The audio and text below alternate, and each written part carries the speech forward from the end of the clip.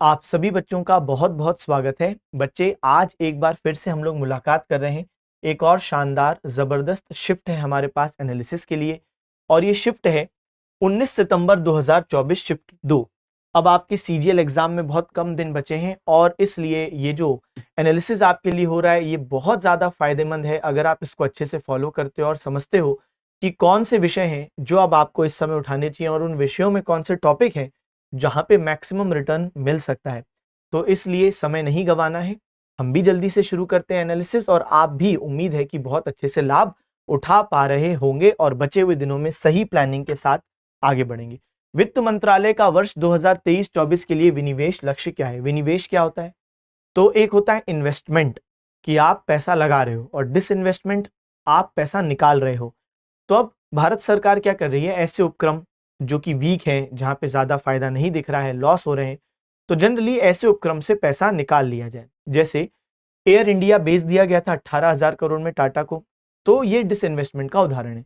अभी जो डिसइन्वेस्टमेंट से जो पैसा प्राप्त होता है इसको कहाँ डाला जाता है? तो देखो, ये तो आपने पढ़ा होगा आर्टिकल 266। तो आर्टिकल 266 जहां पे आपका कंसोलिडेटेड फंड ऑफ इंडिया है ना, और यहीं पर हम देखते हैं कि जो भी सरकार का पेमेंट होता है इसी फंड से होता है, और कोई भी रिसिट होती है, जो पैसा मिलता है तो भी यहीं पे आता है। तो डिसइन्वेस्टमेंट से जो पैसा प्राप्त होता है वो इधर ही कंसोलिडेटेड फंड ऑफ इंडिया में आता है। अब सरकार टारगेट बना रही है हर साल कि इतना इतना करें। जरूरी नहीं कि टारगेट पूरे हो ही जाएं, तो टारगेट्स को रिवाइज भी किया जाता है।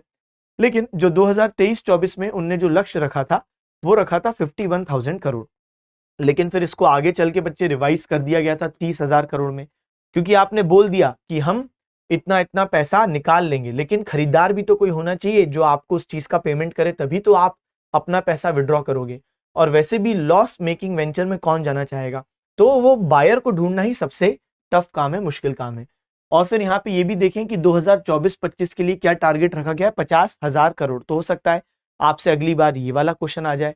तो 2024-25 के लिए जो टारगेट वो 50,000 करोड़। चलिए आइए बात करें, निम्नलिखित में से किस राज्य में मैं दाम मैं फी त्योहार मुख्य रूप से मनाया जाता है? अभी नाम से आपको दिख रहा होगा मैं दाम मैं फी ये क्या है, लेकिन जब हम लोग इसका अर्थ समझ लेंगे कि मैं दाम मैं फी का मतलब क्या है, तब ये हमारे लिए बहुत आसान चीज हो जाएगी। ये असम में सेलिब्रेट किया जाता है, और ये 31 जनवरी के तिथि को सेलिब्रेट किया जाता है, जहां पे हम देख पा रहे हैं कि यहाँ जो लोग इकट्ठे हुए हैं ये अहोम समुदाय के अक्सर लोग होते हैं जो कि ये सेलिब्रेट करते हैं फेस्टिवल। और इसमें दिवंगत जो लोग हैं, जो पूर्वज हैं, तो उनको श्रद्धांजलि दी जाती है। जैसे शायद आपने एक सुना होगा श्राद्ध, तो कुछ उसी प्रकार से फेस्टिवल होता है, जहां पे मी का मतलब क्या होता है? तो मी का अर्थ है भेंट करना, डैम का अर्थ है पूर्वजों को, तो भेंट करना पूर्वजों को, और फिर मी यानी फिर भेंट करना, और फी का मतलब है भगवान। तो देखो किसको भेंट चढ़ाई जा रही है? पूर्वजों को और भगवान को भेंट चढ़ाई जा रही है। वही बात है जो मैंने आपसे कही कि अर्पित करते हैं, श्रद्धांजलि दे रहे हैं, ठीक है, अहोम लोगों द्वारा 31 जनवरी। आइए, निम्नलिखित में से किस आयोग या समिति ने कुछ मौलिक कर्तव्यों के कार्यान्वयन के लिए कानूनी प्रावधानों के अस्तित्व की पहचान की? अब देखो यहां पे आपसे ही नहीं पूछ रहा है कि फंडामेंटल ड्यूटीज कौन से कमीशन के द्वारा, कमिटी के द्वारा रिकमेंड किए गए, वो सब नहीं जो आप सोच रहे होगी स्वर्ण सिंह ऑप्शंस में ढूंढे ना बच्चे। यहां पे आपसे ये पूछ रहे हैं कि फंडामेंटल ड्यूटीज चलो लागू हो गई थी, तो जो इसका रियल जो बात है, फंडामेंटल ड्यूटीज लागू हो गई, ठीक है, लेकिन सुप्रीम कोर्ट ने 1998 में सेंट्रल गवर्नमेंट को यह बात कही कि फंडामेंटल ड्यूटीज तो हैं, लेकिन लोगों को इसके बारे में अवेयरनेस नहीं है, तो आप एजुकेट करने के लिए क्या कर रहे हो? तब सेंट्रल गवर्नमेंट ने सुप्रीम कोर्ट के इस जब सुप्रीम कोर्ट ने पूछा इनसे, तो तब सेंट्रल गवर्नमेंट ने 1999 में एक कमिटी बनाई, जस्टिस वर्मा कमिटी, ठीक है। तो यहां पे आप देख सकते हो जस्टिस वर्मा कमिटी, और फिर इस कमिटी ने पूरा एनालिसिस किया कि हाँ भाई फंडामेंटल ड्यूटीज तो हैं, लेकिन लोगों को अवेयरनेस नहीं है। तो अब अवेयरनेस क्रिएट करने के लिए क्या करें? लोगों को फंडामेंटल ड्यूटीज के बारे में एजुकेट करने के लिए क्या करें? तो ऐसी स्थिति में जो जस्टिस वर्मा कमिटी है उसने ये चीज बताई है कि उनके अनुसार ये अलग अलग एक्ट हैं जिनमें फंडामेंटल ड्यूटीज एक प्रकार से लीगली बाइंडिंग है लोगों पे। तो अगर हम लोग ये जो एक्ट हैं ये लोगों को पढ़ाते हैं, उनके करिकुलम में डाल दें या किसी अन्य तरीके से, तो लोगों को इनडायरेक्टली फंडामेंटल ड्यूटीज की अवेयरनेस और उसको फॉलो करना भी हम लोग सिखा देंगे। तो सॉल्यूशन समझे आप?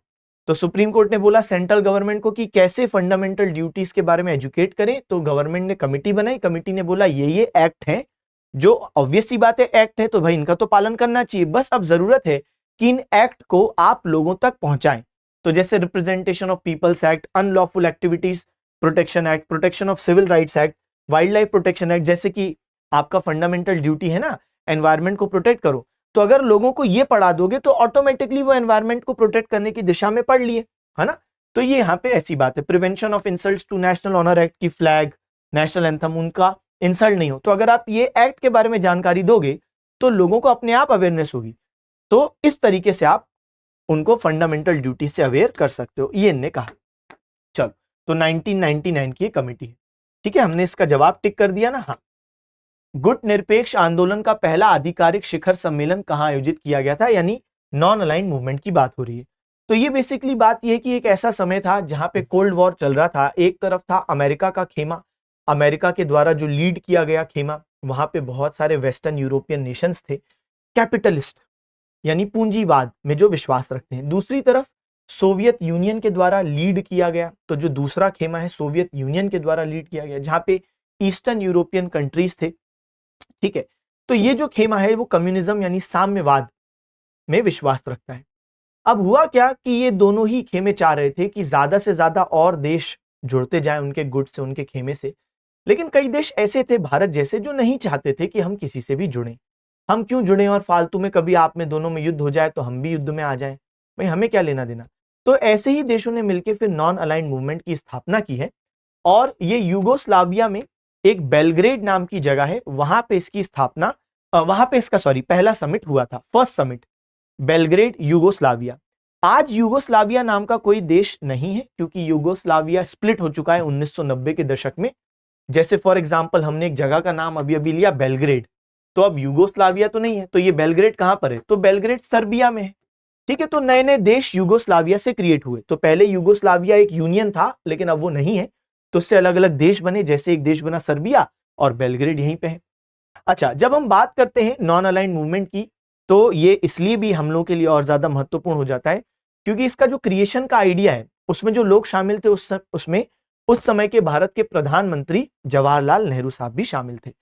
तो जोसेफ टिटो, जवाहरलाल नेहरू जी, इसके अलावा देखो सुकार्नो, फिर गमल अब्देल नसीर, तो ये सब लोग इसमें शामिल थे, बेलग्रेड यूगोस्लाविया।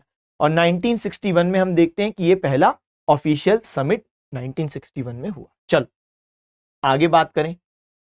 हाँ भाई, किस राज्य के मुख्यमंत्री ने 2022 में कौशल्या मातृत्व योजना शुरू की, जो सुरक्षित मातृत्व के लिए दूसरी लड़की को जन्म देने वाली महिलाओं को 5,000 की वित्तीय सहायता प्रदान करती है। अब यहाँ पे देखो, इसका जवाब क्वेश्चन का ये हमारे लिए आज इतना महत्वपूर्ण नहीं, क्योंकि हमसे एग्जाम में तो ये वाली स्कीम वो शायद ही पूछे, लेकिन हमको यहाँ पे एनालिसिस से ये पता चलता है कि आपको जो स्टेट लेवल की महत्वपूर्ण योजनाएं हैं वो भी दिमाग में रखनी है। क्यों?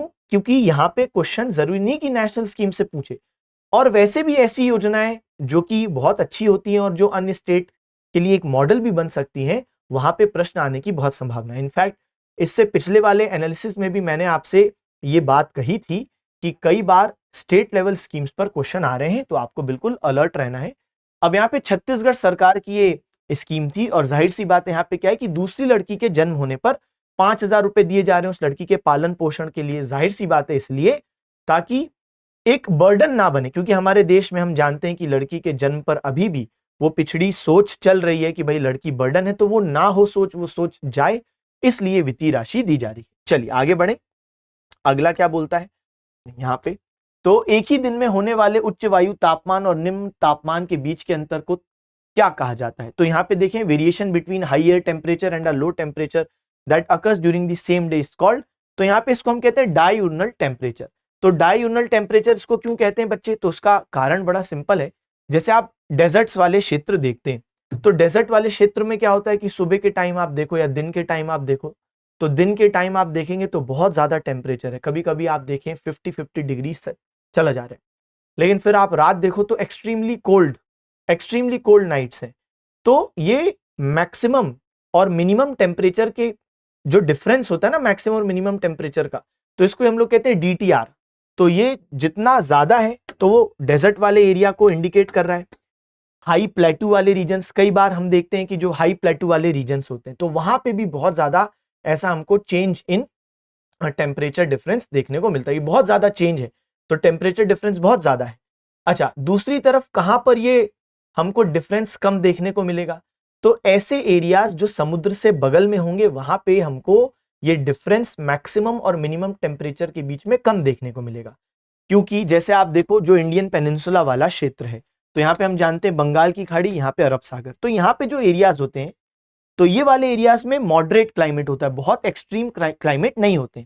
सही बात है ना? क्योंकि जो सी का नेचर है, पानी का क्या नेचर है कि वो हीट एब्जॉर्ब भी स्लोली करेगा और उसको रिलीज भी स्लोली करेगा, इसलिए यहां से जो हवाएं भी चलती हैं तो वो भी टेम्परेचर उनका भी मॉडरेट रहता है।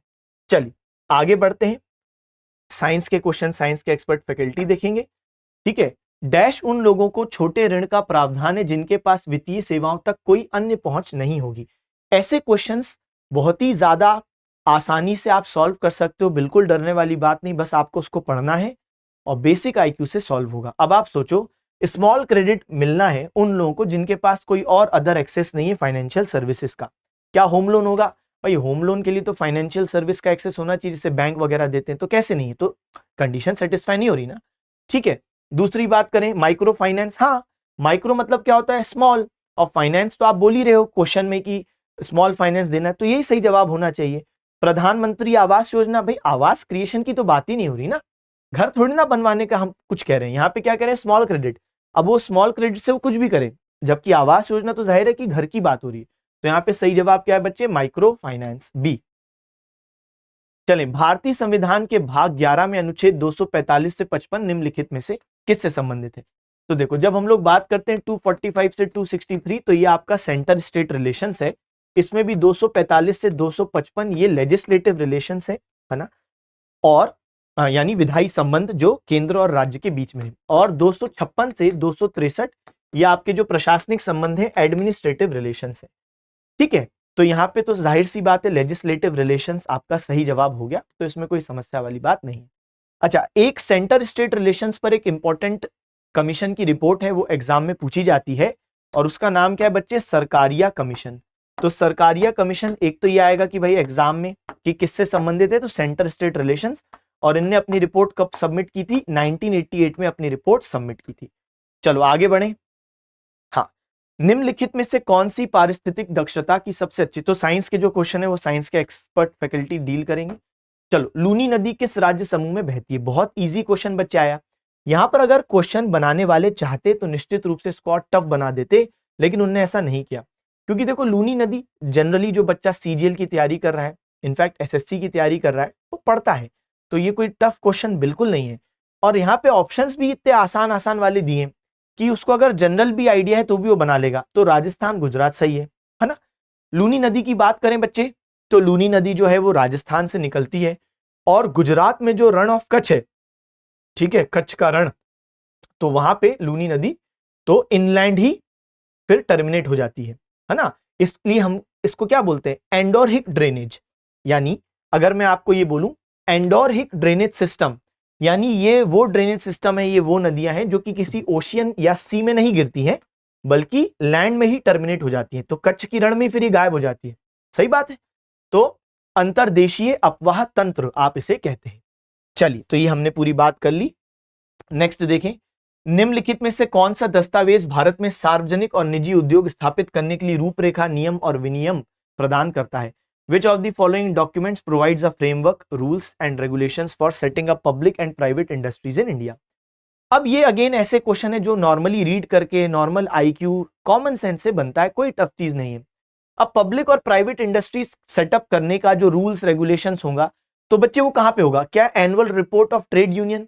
भाई अगर कोई ट्रेड यूनियन है तो वो ट्रेड यूनियन सिर्फ अपने लिए ही बात करेगी ना, कि वो इंडिया में पब्लिक और प्राइवेट इंडस्ट्रीज के लिए रूल्स और रेगुलेशंस बना देंगे। भाई आप सिर्फ अपने लिए बात करोगे ना ट्रेड यूनियन, कि आप जैसे एक पर्टिकुलर इंडस्ट्री का एक ट्रेड यूनियन है, तो वो ट्रेड यूनियन के लोग अपने लिए ही बातचीत करेंगे कि भाई हम लोगों के लिए ये करो, ये मत करो, कंपनी से बात करेंगे। जनरली पूरे इंडिया के लिए थोड़ी ना रूल्स वो बनाएंगे। यूनियन बजट, तो यूनियन बजट तो बहुत बड़ी बात होगी। यूनियन बजट में तो बहुत सारी बातें हैं, उसमें तो डिफेंस के लिए भी बात है, रोड कंस्ट्रक्शन के लिए भी बात है, हेल्थ केयर के लिए भी बात है। तो उसका भी लेना देना डायरेक्टली नहीं है। कंपनीज फाइनेंशियल स्टेटमेंट, भाई एक कंपनी की फाइनेंशियल स्टेटमेंट पूरे देश में पब्लिक प्राइवेट इंडस्ट्रीज के सेटअप से थोड़ी ना रिलेटेड होगी। तो यहाँ पे सही जवाब है industrial policy. Again common sense से बनने वाला क्वेश्चन है, इंडस्ट्रियल पॉलिसी में ही तो ये बातें होती है। चलो, agricultural short is a term used in which of the following sports. तो एक टर्म है एग्रीकल्चरल शॉर्ट, तो उसका क्या मतलब है, कौन से स्पोर्ट्स से संबंधित है। तो ये बेसिकली आप देखते हो ना, आप आसपास मोहल्ले में भी देखते हो कि कई बार जब लोग क्रिकेट खेलते हैं तो ऐसा शॉट मारेंगे हवा में, जिसको बोलते हैं ना कि बॉल देखी नहीं बस बैट घुमा दिया, इसी को बोलते हैं एग्रीकल्चरल शॉट, है ना। तो एग्रीकल्चरल शॉट मतलब बिल्कुल ही देसी भाषा में कहें तो उसको कई लोग लप्पू शॉट, लप्पा शॉट ऐसे शब्दों से भी जानते हैं। तो ये बेसिकली ये होता है कि जो इनएक्सपीरियंस्ड बैट्समैन होता है भाई, जिसको अनुभव नहीं है, तो वो तब घुमा देता है। या फिर ऐसी स्थिति है कि ऐसा स्थिति चल रहा है कि आप हार रहे हो और बहुत सारे रन्स चाहिए, तब बिल्कुल जहां बॉल आ रही है आप बिल्कुल सोच रहे हो कहीं पे भी घुमा दें और सीधे सिक्स मार दें। तो मतलब ऐसे जो शॉट्स होते हैं वाइल्ड शॉट, है ना, प्रॉपर अच्छे से नहीं खेले गए। तो ये बेसिकली ये जो शब्द है कि ये इनफॉर्मल शब्द है और ये बेसिकली आप देखो तो इनएक्सपीरियंस को दिखाता है। तो यहाँ पे क्रिकेट इसका सही जवाब है। चलिए आइए आगे बढ़े, अगली चीज देखें क्या है। तो साइंस के क्वेश्चन, साइंस के एक्सपर्ट फैकल्टी देखेंगे। कौन से भारतीय संगीतकार और सितार वादक भारत के राष्ट्रीय ऑर्केस्ट्रा के संस्थापक हैं। अब मैं आपको कह कह के थक गया हूं कि कुछ ऐसे लोग हैं कि जिन पर बहुत रिपीटेड क्वेश्चंस आते हैं, मैं आपको लिस्ट भी शो करता हूं, और उन्हीं में से एक हैं बच्चे पंडित रविशंकर साहब। और कितनी बार मैंने इनके बारे में आपको बताया, पंडित रविशंकर साहब सितार बजाते हैं, इनको भारत रत्न भी मिला है 1999 में। भारत रत्न के अलावा इनको यूनेस्को गुडविल एम्बेसडर 1999 में बनाया गया, पद्म भूषण 67 में मिला है, पद्म विभूषण 1981 में मिला है। तो भारत रत्न मिल चुका है, पद्म विभूषण मिल चुका है, पद्म भूषण मिल चुका है, साथ साथ संगीत नाटक अकेडमी अवार्ड भी मिल चुका है, और इनको ग्रैमी अवार्ड्स भी 4 बार सोचो मिल चुके हैं। कितनी बड़ी बात है कि नहीं। इनने music director all India radio का नई दिल्ली में सर्व भी किया हुआ है, ठीक है। तो नॉमिनेट भी हुए थे मेंबर ऑफ राज्यसभा, मतलब अचीवमेंट पे अचीवमेंट, इतनी अचीवमेंट कि आप क्या ही सोचोगे। और इसलिए तो यहाँ पे प्रश्न भी तो बहुत आ रहे हैं कि इतनी अचीवमेंट है कि ऐसे व्यक्ति को नहीं पढ़ना तो एक क्राइम है। नेक्स्ट बात करें तो इनको God father of world music भी बोला जा रहा है। चले, और ये किसके शिष्य हैं, तो बाबा अलाउद्दीन खान के शिष्य हैं। बाबा अलाउद्दीन खान खुद तो वैसे सरोद बजाते हैं, लेकिन क्योंकि वो एक मल्टी इंस्ट्रूमेंटलिस्ट हैं तो वो और भी इंस्ट्रूमेंट्स बजाते हैं, ठीक है। तो सितार भी उनमें से एक है, लेकिन मेनली जाने जाते हैं बाबा अलाउद्दीन खान किसके लिए, तो लिख ही देता हूं, सरोद के लिए, मेनली सरोद के लिए। तो इनके ही शिष्य हैं रविशंकर जी। चलो भाई, निम्नलिखित में से कौन सा संयुक्त क्षेत्र उद्योग का उदाहरण है। अगेन भाई डायरेक्टली मालूम है तो ठीक है, नहीं मालूम तो एलिमिनेशन से बन जाता। देखो, कंपनीज किस प्रकार की होती हैं, सरकारी जिसमें सरकार का पैसा हो, प्राइवेट जिसमें निजी लोगों का पैसा हो, जॉइंट क्या होगा, दोनों का पैसा हो, सरकार का और कुछ प्राइवेट का। तो ऐसा कौन सा एग्जाम्पल है। अब बाय एलिमिनेशन बना लेते कि नहीं। टिस्को, टाटा कंपनी प्राइवेट, सेल और भेल, BHEL और सेल, तो ये तो बड़ी फेमस गवर्नमेंट कंपनीज हैं। बचा क्या, ऑयल इंडिया, यानी ऐसे भी बन जाता बाय एलिमिनेशन। और ऑयल इंडिया लिमिटेड की बात करें तो ये जॉइंट क्यों है, क्योंकि यहां पे सरकार और एक निजी कंपनी जिसका नाम था बच्चे बुर्मा ऑयल कंपनी लिमिटेड। तो इनिशियली गवर्नमेंट ऑफ इंडिया और बुर्मा ऑयल कंपनी दोनों के बीच का टाइप है, इसलिए जॉइंट वेंचर बोल रहे हैं। फिर आज भी हम देखते हैं कि इसका ओनरशिप और मैनेजमेंट दोनों गवर्नमेंट और इस बुर्मा कंपनी के बीच में शेयर होता है, तभी तो जॉइंट है। चलो, फिर एक और होता है कॉपरेटिव। कॉपरेटिव में बहुत सारे लोगों का छोटा छोटा पैसा लगा रहता है, जैसे अमूल। तो कॉपरेटिव भी एक प्रकार का प्राइवेट होता है, लेकिन प्राइवेट में कुछ लोगों का पैसा है और कॉपरेटिव में बहुत सारे लोगों का छोटा छोटा पैसा लगा है।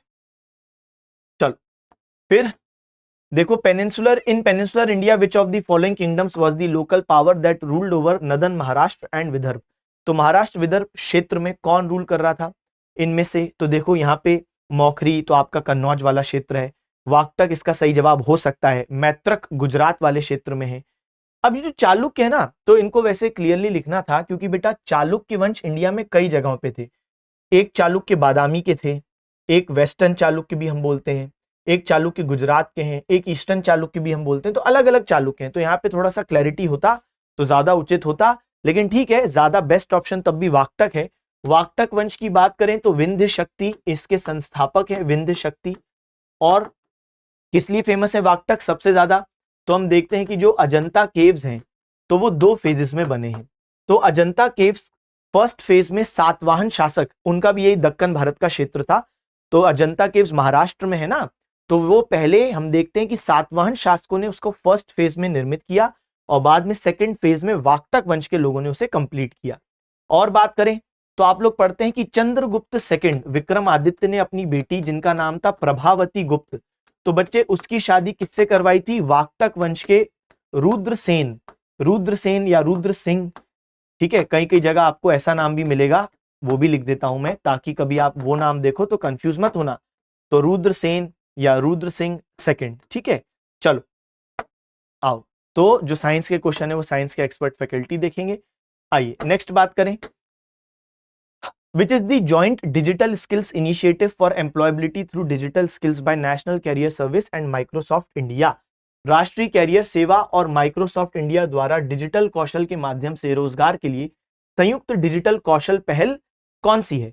तो ये आपका करंट अफेयर्स का क्वेश्चन था, अब पूछा 2024 में है लेकिन ये वैसे 2021 का है, तो यहाँ पे वही बात है कि 2024 में बच्चे 3 से 4 साल पुराने करंट अफेयर्स एग्जाम में पूछे गए हैं, जो कि एक परेशानी वाली बात तो है ही, क्योंकि इतने साल पुराने करंट अफेयर्स बच्चे नहीं पढ़ते हैं, और किसी ने पढ़ा होगा तो वो क्या 2024 तक रिटेन कर पाया होगा, और फिर कितना समय भी तो एक्स्ट्रा लग जाता है।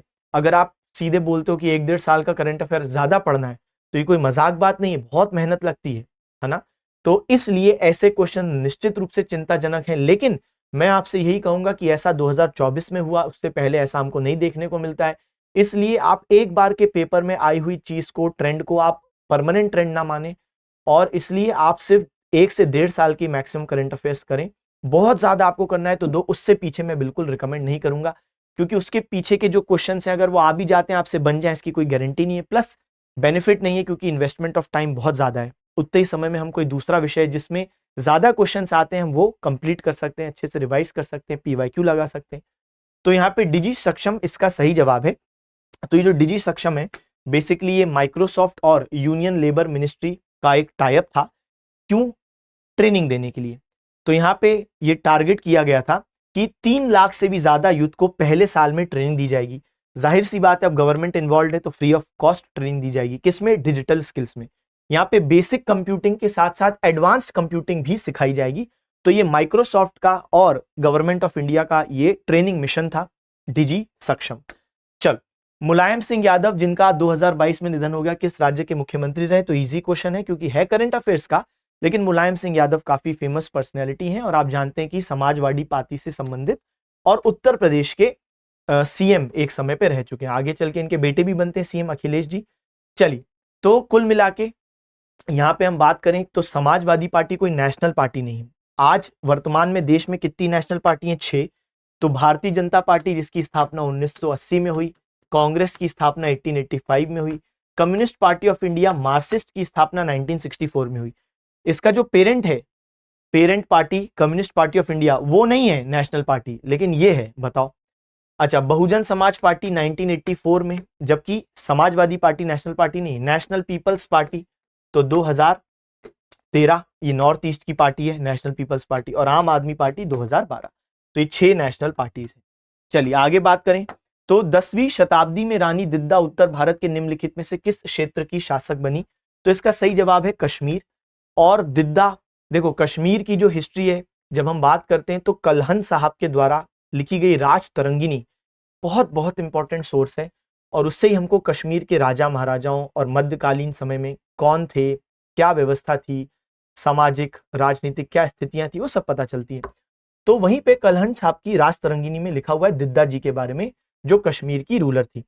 वैसे हम देखते हैं कि इनकी शादी कश्मीर के राजा से होती है, लेकिन कश्मीर के राजा की डेथ हो जाती है, तो उनका जो नाबालिग बेटा, छोटा बच्चा है वो राजा बनता है, तो उसकी संरक्षिका रीजेंट बनती है दिद्दा। लेकिन फिर बेटे की भी डेथ हो जाती है, लेकिन बेटे के भी जो बेटे होते हैं फिर वो बन गए शासक, लेकिन वो भी बच्चे हैं। तो ऐसी स्थिति में कई वर्षों तक पहले ये संरक्षिका या रीजेंट के रूप में मौजूद होती हैं, लेकिन फिर आगे चल के ये सीधे सत्ता अपने हाथ में ले लेती हैं और बहुत ही पावरफुल और इन्फ्लुएंशियल, बहुत प्रभावी शासिका रही ये कश्मीर की। ठीक है, तो ये बात आपको दिमाग में रखना है। तो कुल मिला के रानी दिद्दा उत्तर भारत के निम्नलिखित में से किस क्षेत्र की शासिका? तो कश्मीर यहाँ पे सही जवाब है। यहाँ पे आपके लिए एडिशनल मैंने थोड़ा सा और डेटा डाला है, तो आप यहाँ और पढ़ सकते हैं कि 980 AD से 1003 तक रूलर रही। ठीक है, चलो बाकी कलहन साहब की राज तरंगिणी तो अपने आप में बहुत महत्वपूर्ण पुस्तक है ही। आइए आगे बढ़े। शतरंज में निम्नलिखित में से कौन केवल अपने सामने खाली पड़े वर्ग तक ही आगे बढ़ सकता है? तो अगर आपको चेस का आइडिया है तो ये तो बड़ा आसान क्वेश्चन है, और नहीं है तो फिर आपके लिए मुश्किल हो सकती है। तो पॉन या प्यादा, तो इसलिए कुछ बेसिक चीजें ना हर स्पोर्ट्स के बारे में जो मेन है, ऐसा तो नहीं कर सकते कि हर स्पोर्ट्स के बारे में, कुछ कुछ बेसिक चीजें जाननी चाहिए। अब जैसे हम लोग बात करें यहाँ पे, तो देखो जब हम बात करते हैं दिए गए ऑप्शंस की, तो वहां पे एक दिया हुआ है बिशप, तो मंत्री भी कहते हैं, है ना हिंदी में कभी कभी। तो ये जो बिशप होता है तो ये डायगनली चलता है, इस तरीके से चलता है, जबकि ऑप्शन ने क्या बोला कि भाई सामने वाले स्क्वायर में चलो, तो वो ये नहीं चलता। फिर बात करें दूसरा, घोड़ा, जो घोड़ा बोलते हैं हम लोग जिसे, तो जो घोड़ा होता है बच्चे उसको बोलते हैं 2.5 कदम चलता है। ठीक है, तो आप देख सकते हो कि ये भी ऐसे नहीं चलता कि सामने वाले स्क्वायर में चल जाए, तो ये इसकी पोजीशन है जहां पे ये चल सकता है। इसके अलावा तो हमारा सही जवाब क्या बनता है, और क्या है बच्चे यहाँ पे, तो यहाँ पे आपके लिए और क्या हो गए ऑप्शन। ठीक है, अच्छा घोड़ा ऑप्शन में नहीं था, ठीक है, घोड़ा तो ऑप्शन में ही नहीं था, कोई बात नहीं। तो बिशप है, रूक है और पॉन है। ठीक है, लेकिन एक कदम क्या बोला है, only move forward to the unoccupied square, तो यहां पे सही जवाब क्या हो जाएगा, पॉन। ठीक है, क्योंकि जो रूक है यानी हाथी, तो हाथी की बात करें बच्चे, तो जो हाथी होता है ना, अब जैसे हाथी ऐसे भी चल सकता है और ऐसे भी चल सकता है। अब क्योंकि क्वेश्चन में साफ लिखा है ओनली, कि भाई ओनली ऐसे चले, तो ओनली का मतलब है कि फिर आप ये वाली चीज नहीं मान रहे हो, तो फिर तो रूक जवाब नहीं है ना। ठीक है, और जो क्वीन होती है ना, क्वीन, तो बच्चे क्वीन तो कहीं पे भी चल सकती है, वो ऐसे भी चल सकती है, वो ऐसे भी चल सकती है, वो ऐसे भी चल सकती है, वो ऐसे भी चल सकती है, वो ऐसे भी चल सकती। तो यानी मैं ये कहना चाह रहा हूं कि ओनली शब्द ने क्या है, मामला सिर्फ एक ही की तरफ कर दिया, वो है पॉन। जो पॉन होता है वो सामने बिल्कुल चल सकता है, अगर सामने खाली हो, कोई नहीं है तो चल सकता है। चलो आओ आगे बढ़े। ठीक है, तो फिर पांडवनी गायिका उषा बारले को 2023 में भारत सरकार द्वारा कौन सा पुरस्कार मिला, पद्मश्री पुरस्कार मिला है। जब हम लोग बात करते हैं उषा बारले जी की, तो इनने जब रिसीव किया बच्चे पद्मश्री, तो उस टाइम पे थोड़ा चर्चा भी था, बिल्कुल ना इनने मोदी जी के सामने बिल्कुल जिसको बोलते हैं ना कि बिल्कुल झुक के प्रणाम किया, मोदी जी भी आप देख रहे हो कि कर रहे हैं। अच्छा, जो पांडवानी गायन होता है उसमें बेसिकली क्या होता है कि जैसे फॉर एग्जाम्पल एक और बड़ी फेमस एक्सपोनेंट है इनकी, एक्सपर्ट है, जिनका नाम है तीजन बाई। इनफैक्ट उषा बारले जी तीजन बाई की ही शिष्या हैं। ठीक है, अब इसमें ये होता है कि जैसे एक स्टोरी आप बोल रहे हो और साथ साथ बीच बीच में आप उसी स्टोरी से संबंधित गीत गा रहे हो, जैसे फॉर एग्जाम्पल महाभारत, आप स्टोरी भी बता रहे हो और गीत भी गा रहे हो, तो यही होता है पांडवनी। ठीक है, तो यहाँ पे तीजन बाई और उषा बारले दोनों ही उसी से संबंधित हैं और इनको पद्मश्री सम्मान मिला। चलो आगे बात करें, तो आगे अगली चीज क्या है, निम्नलिखित में से किस वर्ष वीडी सावरकर को अंग्रेजों द्वारा अंडमान जेल भेजा गया था। जब हम बात करते हैं वीडी सावरकर साहब की, विनायक दामोदर सावरकर साहब, तो इन्होंने एक संगठन की स्थापना की थी, मित्र मेला, मित्र मेला 1899, और फिर आगे चल के इसी का नाम चेंज कर दिया गया था और नया नाम क्या रखा गया था, अभिनव भारत। तो ये अभिनव भारत, ये नया नाम जो रखा गया 1904 में, तो ये बेसिकली क्रांतिकारी संगठन है, रेवोल्यूशनरी ऑर्गेनाइजेशन है, और इसी से रेवोल्यूशनरी ऑर्गेनाइजेशन से एक व्यक्ति जुड़े थे जिनका नाम था अनंत कान्हेर। तो अनंत कान्हेर जी ने क्या किया कि साल 1909 में इन्होंने नासिक के जिला मजिस्ट्रेट जिसका नाम था जैक्सन, उसकी हत्या कर दी, क्योंकि ये जैक्सन भारतीयों से नफरत करता था और क्रांतिकारियों की हिट लिस्ट में था कि ये बेकार ब्रिटिश व्यक्ति, इसको मारना है, ब्रिटिशों के मन में भय उत्पन्न करेंगे तभी तो ब्रिटिश भारत छोड़ के जाएंगे। तो जैक्सन की हत्या हो गई, अनंत कान्हेर जी पकड़ा गए, इनको फांसी की सजा मिली, लेकिन फिर पता चला ना इन्वेस्टिगेशन में फांसी से पहले कि ये किस संगठन से जुड़े हैं, तो अभिनव भारत। तो अभिनव भारत के जो संस्थापक है फिर उनको भी पकड़ा गया, यानी वीडी सावरकर, और फिर उनको भेजा गया सेल्यूलर जेल। जो सेल्यूलर जेल है बच्चे, तो जो सेल्यूलर जेल है उसको ही काला पानी जेल भी बोलते हैं। ठीक है, और ये बिल्कुल पानी से घिरा हुआ है, क्योंकि अंडमान निकोबार आइलैंड पे है ना, तो वहां तो भाई आसपास पानी हो तो आइलैंड है।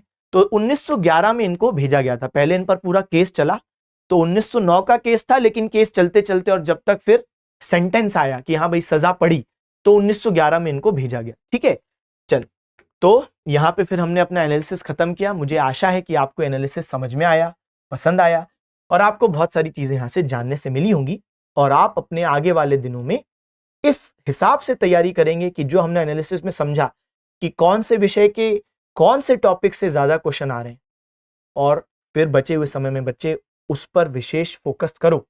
ठीक है, चलो तो पढ़ते रहो, सिलेक्शन लो और अपने माता पिता का नाम रोशन करो। Okay, bye bye, thank you, tata, see you again.